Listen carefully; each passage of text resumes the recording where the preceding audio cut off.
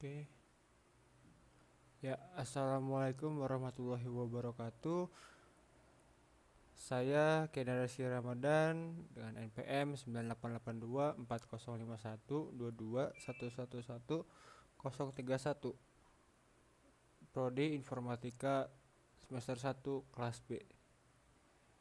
Dan kali ini saya akan mempresentasikan materi-materi karakter building dari pertemuan pertama sampai pertemuan kelima. Yaitu yang pertama ada pilar karakter. Apa itu pilar karakter? Apa itu karakter? Pilar, pilar karakter adalah sebuah konsep fondasi pilar untuk bisa membangun manusia berkarakter, baik cerdas, baik kreatif, yang setiap karakternya terdiri atas kumpulan nilai-nilai karakter sejenis. Seperti ya rajin, itu termasuk seperti konsep pondasi-pondasi dari pilar itu.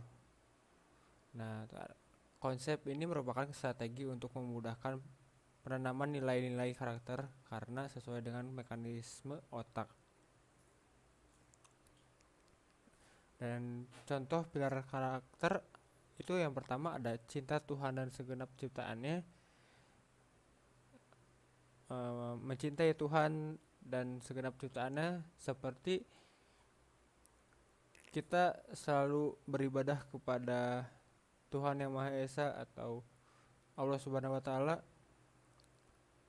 dan mencintai segenap ciptaannya seperti makhluk hidup yang hidup bersama kita atau apapun itu, semua yang ada di dunia itu adalah ciptaan dari Tuhan. Dan yang kedua ada mandiri, disiplin, dan tanggung jawab. Mandiri, disiplin, dan tanggung jawab itu sangat penting untuk sebuah pilar karakter. Karena mandiri, disiplin, dan tanggung jawab itu adalah sebuah pondasi untuk menjadi seseorang yang sangat disukai banyak orang. Mandiri itu sifat yang harus selalu ada di setiap orang. Disiplin apalagi, dan tanggung jawab. Tanggung jawab adalah segalanya bagi kehidupan. Karena jika seseorang atau seorang manusia tidak bertanggung jawab, itu akan berakibat fatal kepada banyak aspek. Dan ketiga ada hormat, santun, pendengar yang baik. Hormat, santun, dan pendengar yang baik adalah sebuah tanda hormat atau tanda sopan kepada orang agar kita bisa dilihat dengan baik dan kita punya citra yang sangat bagus untuk orang menilai apa yang ada di kita. Keempat ada jujur, amanah, dan bijak. Jujur, amanah, dan bijak ini adalah suatu yang sangat-sangat penting bagi kehidupan. Karena jujur, amanah, dan bijak ini adalah sifat yang sangat banyak orang sukai. Karena selain jujur, amanah, dan bijak adalah kita akan dikasih sesuatu, orang yang akan menolong kita. Seperti kayak kita jujur ingin menolong teman kita yang sedang kehilangan dompet, kita kasih tahu dompet ada di mana. Gitu. Misalkan kayak mungkin dompetnya ada di dia yang ngambil, kita harus jujur atau kita harus beritahu gitu. Lalu ada yang kelima, dermawan, suka menolong, dan kerjasama. Dermawan, suka menolong, dan kerjasama itu sifat dari berkelompok atau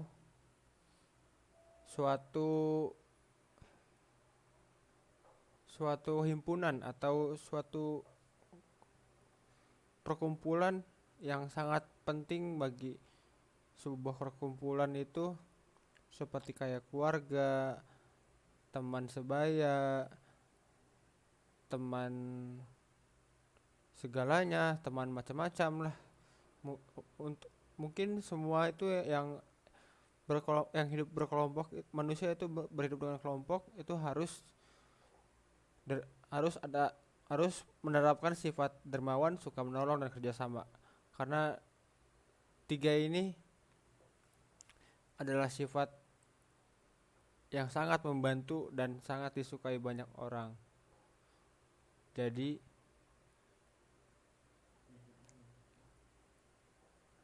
sifat-sifat ini bisa saja terjadi di orang lain atau terjadi di diri kita sendiri, tapi ternyata dari kitanya tidak bisa menerapkan sifat ini. Mungkin alangkah baiknya kita bisa aja untuk belajar menerapkan kembali apa itu karakter dari masing-masing ini. Dan kita lanjut ke pembahasan, dan ada yang ketujuh, ada pemimpin yang baik. Pemimpin yang baik adalah pemimpin yang bijaksana, amanah, santun dan segalanya. Pokoknya pemimpin yang baik tuh dia mampu untuk mempunyai jiwa kepemimpinan, jiwa yang istilahnya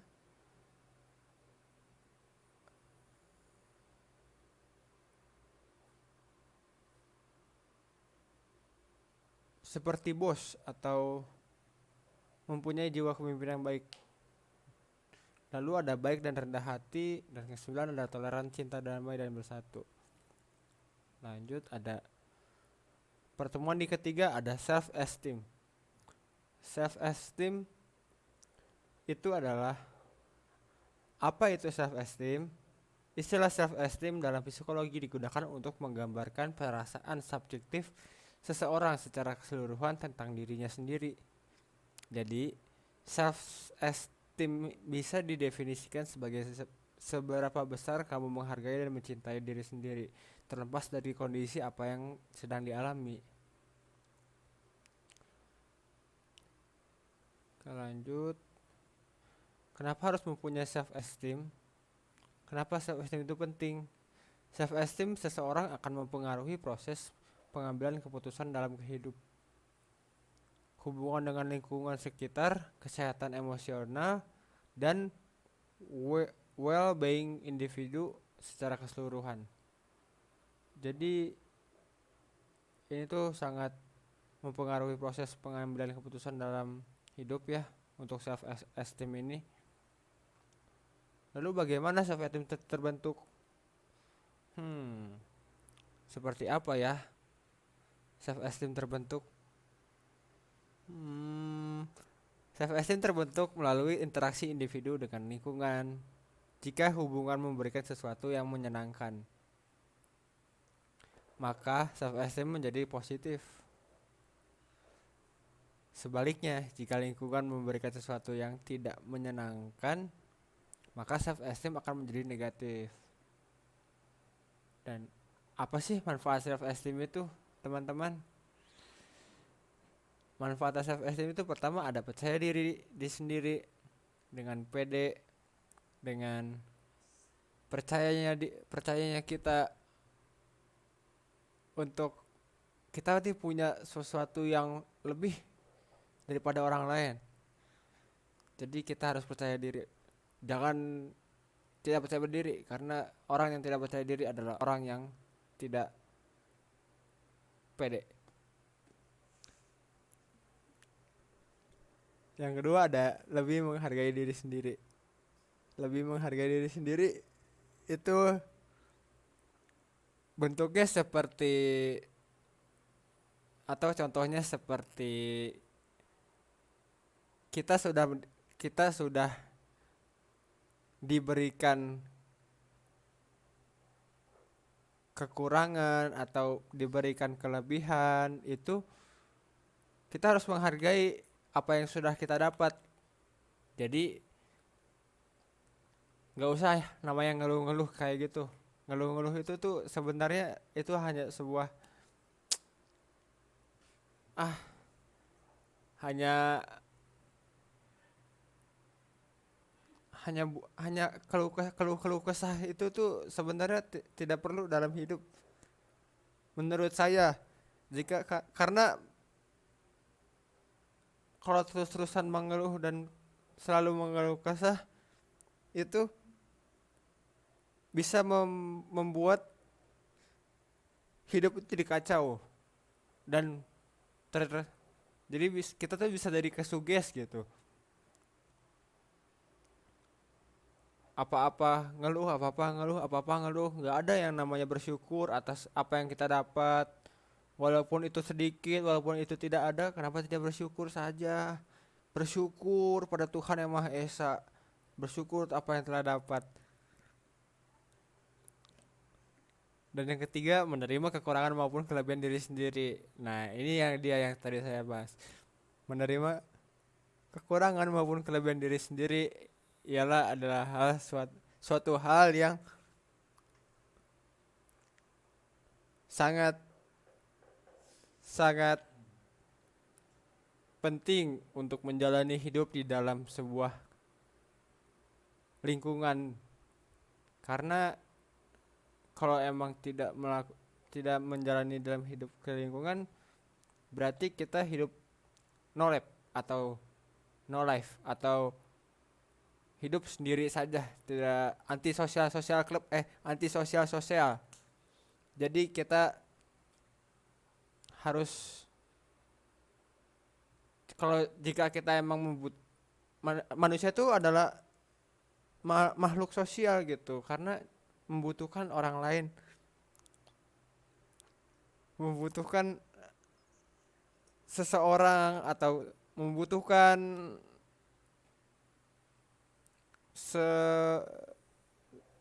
seseorang lainnya gitu. Karena manusia tuh tidak bisa hidup sendiri. Kalau hidup sendiri berarti dia nggak punya ibu gitu.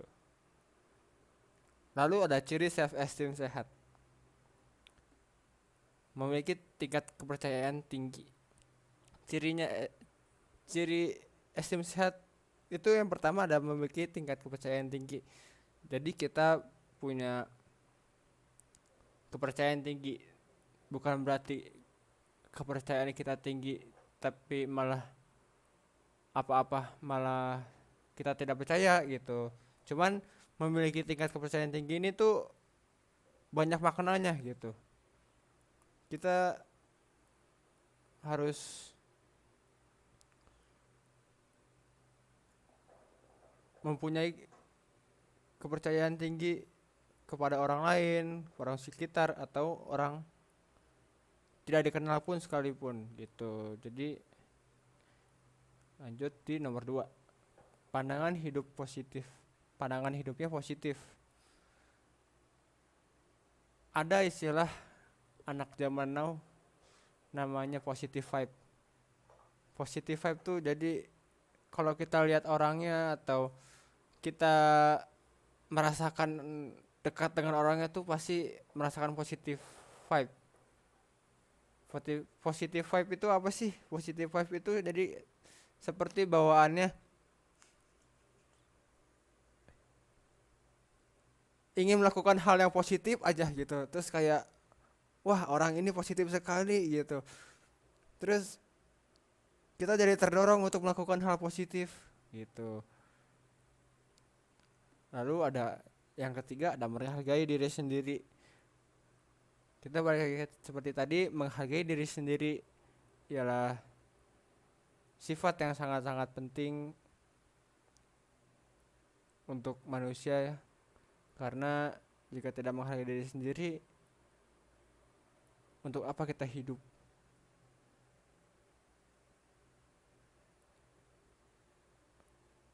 hidup itu kita harus menghargai diri sendiri, karena jika tidak menghargai diri sendiri, kita bakal merasakan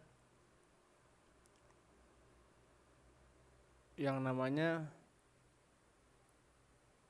hidup sendiri. Gak enak loh hidup sendiri sebagai manusia. Mending kita hidup cari berkelompok atau mencari teman lain, atau ya setidaknya punya keluarga dekat lah, yang keluarga yang dekat gitu, jika tidak punya teman. Lanjut, ada 4, mencintai diri sendiri. Mencintai diri sendiri ya self love ya.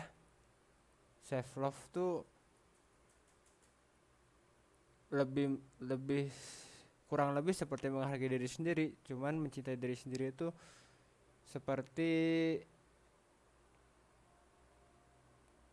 kita tahu apa yang kita butuhkan, kita tahu apa yang kita inginkan, kita tahu apa yang harusnya kita lakukan gitu. Jadi sebenarnya kita lakukan saja gitu. Daripada tidak dilakukan, berarti kalian tidak mencintai diri sendiri gitu. Mencintai diri sendiri itu penting. Semuanya penting. Dan yang kelima ada menerima kekurangan dan kelebihan diri sendiri. Lebih seperti tadi yang sudah saya jelaskan, dan karena bisa mengekspresikan apa yang Anda butuhkan. Nah, ini pun kita tuh harus bisa ya yang namanya mengekspresikan apa yang kita butuhkan. Jangan kayak kita membutuhkan sesuatu tapi malah kita diem aja. Kita malah diem, malah pengennya orang yang ngertiin kita gitu. Padahal sebenarnya harusnya kita yang ngertiin orang gitu.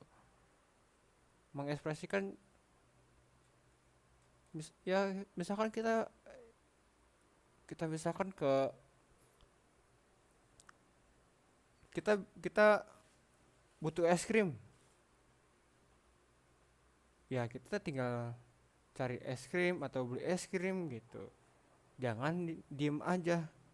Kalau terus-terusan diem aja tanpa bisa mengekspresikan apa yang Anda butuhkan, lalu berarti artinya kita nggak mencintai diri kita sendiri gitu. Lanjut, ada yang ketujuh, ada tidak terus menerus memberikan pengalaman buruk di masa lalu. Udah cukup deh, menurut saya masa lalu itu cukup diambil yang pentingnya aja, atau diambil yang baiknya aja. Kalau kita terus-terusan melihat masa lalu, itu yang ada kita malah jadi nggak maju. Kita nggak ada progres, kita nggak ada langkah untuk menjadi lebih baik. Makanya untuk menjadi yang lebih baik itu kita perbanyak pengalaman. Dari banyak pengalaman ini kita saring atau kita simpulkan yang baik-baik saja, karena yang buruk itu tidak perlu kita ungkit-ungkit kembali.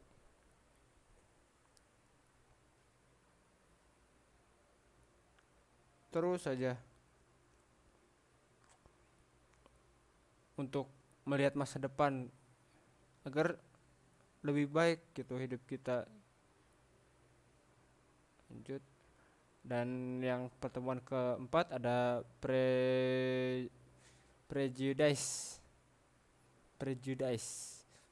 Prejudice itu apa itu? Prejudice atau berprasangka berarti membuat keputusan sebelum mengetahui fakta sebenarnya mengenai objek tersebut. Jadi prejudice prejudice ini adalah hal yang mengarah ke dalam kegiatan atau perilaku negatif dan merugikan, atau biasa disebut biasa sebut sih seuzon lah ya, seuzon, atau menilai orang dari covernya saja gitu, menilai buku dari covernya saja, melihat orang dari luarnya saja, tidak tahu apa yang sebenarnya terjadi. Kita asal-asal kita asal-asal menilai orang tapi ternyata salah gitu, dan itu malah menjadi merugikan orang gitu. Itu tuh prejudice itu ya sebenarnya tidak boleh ya. Pengertian prejudice menurut ahli dari Baron dan Byron, mereka menjelaskan prejudice atau prasangka merupakan sikap yang lebih mengarah ke sisi negatif terhadap individu dalam satu kelompok yang hanya didasari keanggotaan mereka dalam kelompok tersebut. Dan yang kedua ada gerungan. Gerungan menjelaskan jika prejudice adalah perasaan terhadap suatu golongan manusia tertentu seperti golongan ras ataupun kebudayaan yang lain atau berbeda dengan golongan orang yang memberikan prasangka tersebut. Dan ada aspek-aspek prasangka, ada antilocution, pembicaraan yang mengarah ke permusuhan. Kedua ada avoidance, suatu usaha untuk menjaga jarak terhadap suatu kelompok maupun individu. Itu kita seperti menjauh dari sebuah tongkrongan atau teman sebaya karena kita merasa tidak cocok dengan dia. Jadi kita lebih baik menjauhkan saja ya apa yang kita tidak cocok atau itu bisa terlihat buruk gitu. Dan ternyata itu memang buruk, mendingan untuk dijauhkan saja gitu. Itu avoidance.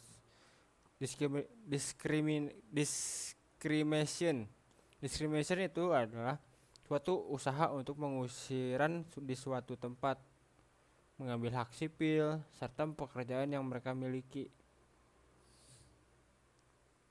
Jadi kita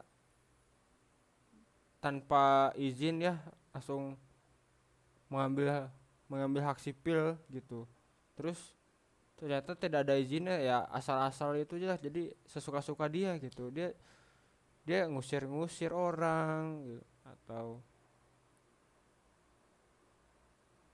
memecat mem-PHK karyawan di suatu perusahaan gitu. Ya itu bisa dibilang di discrimination ini. Yang keempat ada physical attack. Suatu tindakan kekerasan terhadap orang maupun properti.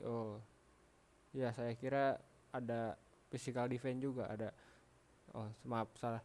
Suatu tindakan kekerasan terhadap orang maupun properti itu jadi seperti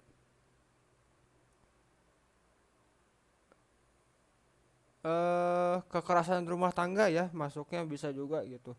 Physical attack, suatu tindakan kekerasan terhadap orang maupun properti. Ya orang apa, kita tuh kekerasan dalam rumah tangga tuh seperti KDRT gitu. Itu karena saking kesalnya atau saking marah, saking emosinya sampai pas si pasangan itu bisa saja melukai si pasangannya lagi gitu. Terus physical attack-nya juga bisa disebut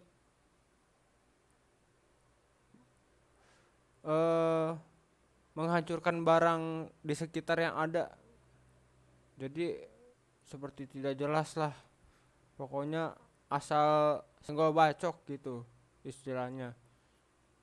Ya, lanjut di yang kelima ada extermination, suatu kekerasan yang dilakukan tanpa pandang bulu. Jadi ya lebih ke seperti anarkis kali ya. Seperti anarkis tuh mengacaukan sebuah suasana atau dengan kekerasan mereka atau dia melakukannya tanpa pandang bulu, entah itu siapa, entah itu keluarganya atau entah itu kerabatnya, dia tetap saja melakukan kekerasan itu gitu.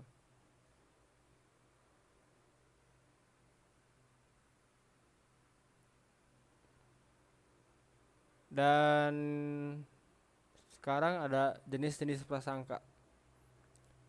Seksim.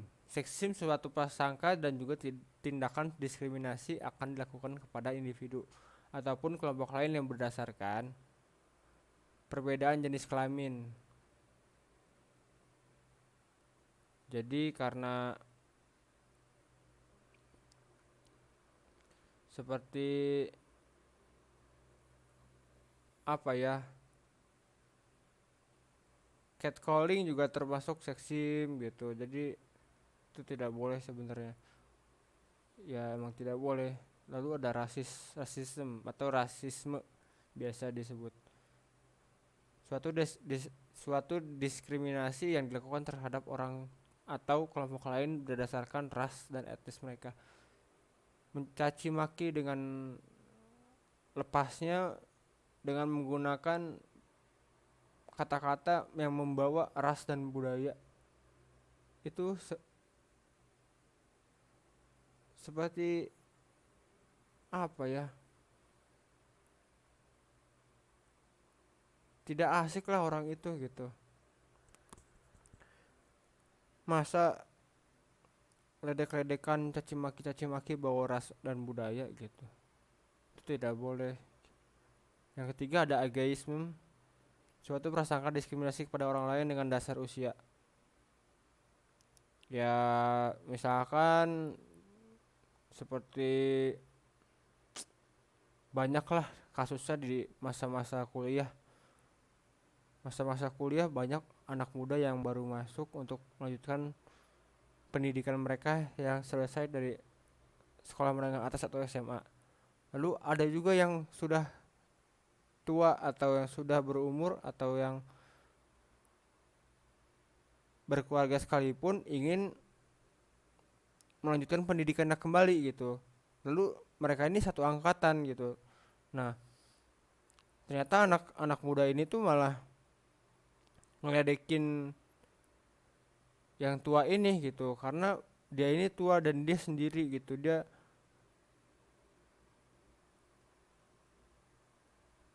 Dia seharusnya sudah yang mungkin yang si muda yang dipikirkan itu si tua tuh harusnya sudah berkeluarga atau udah ngurusin apa ini tuh. Padahal kan tidak ada salahnya untuk melanjutkan pendidikan. Pendidikan itu tidak pandang umur gitu. Prasangka dan kelima ada prasangka terhadap penderita cacat. Suatu diskriminasi terhadap orang yang mempunyai kekurangan secara fisik. Ini saya lebih lebih tidak suka daripada yang lain ya. Karena apa? Jika memang ada kekurangan secara fisik bawaan dari lahir atau sudah dari lahir sudah ada cacat fisik, ya jangankan dari lahir deh, kecelakaan atau apapun yang bisa menjadi kekurangan seseorang secara fisik gitu. Lalu kita meledek-ledeknya itu seperti tidak mensyukuri atau tidak menghargai ciptaan Tuhan gitu. Sama saja tidak menghargai ciptaan Tuhan. Ya, lanjut ada di dampak prasangka buruk. Pertama ada rasa cemas, kedua rasa gelisah, ketiga rasa tak tenang, keempat membuat pikiran menjadi negatif. Lalu kita masuk ke pertemuan kelima, integritas. Apa itu integritas? Integritas menurut KBBI ialah mutu, sifat, serta keadaan yang menggambarkan suatu kesatuan secara utuh.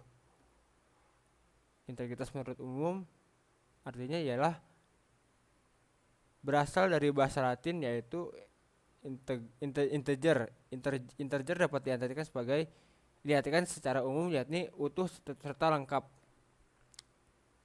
Pengertian integritas menurut para ahli Henry Cloud menurutnya integritas merupakan upaya dari seseorang untuk menjadi sosok utuh meskipun di setiap bagian dirinya berbeda. Andreas Harefah menurutnya integritas dapat dibagi 3 hal yang dapat selalu diamati, yakni memenuhi komitmen, mengajarkan sesuatu dengan komitmen, hingga menunjukkan kejujuran. Ipo Santosa menurutnya integritas merupakan penyatuan perkataan, pikiran, dan perbuatan agar dapat menumbuhkan kepercayaan. Macam-macam fungsi integritas. Fungsi integritas kognitif. Fungsi integritas kognitif ini sendiri meliputi kecerdasan moral dan diri sendiri. Self insight juga dapat diartikan sebagai pengetahuan serta refleksi diri. Fungsi integritas dalam sosial. Fungsi integritas dalam sosial mampu mengembangkan hubungan antara individu maupun lingkungan masyarakat. Dan manfaat mempunyai integritas adalah pertama, manfaat secara fisik. Yang kedua, manfaat secara intelektual. Dan ketiga, manfaat secara emosional. Keempat, manfaat secara sosial. Oke, mungkin segitu saja materi dan presentasi dari saya. Bila ada kekurangan atau ada kesalahan kata, mohon maaf. Dan presentasi saya tutup. Terima kasih. Wassalamualaikum warahmatullahi wabarakatuh.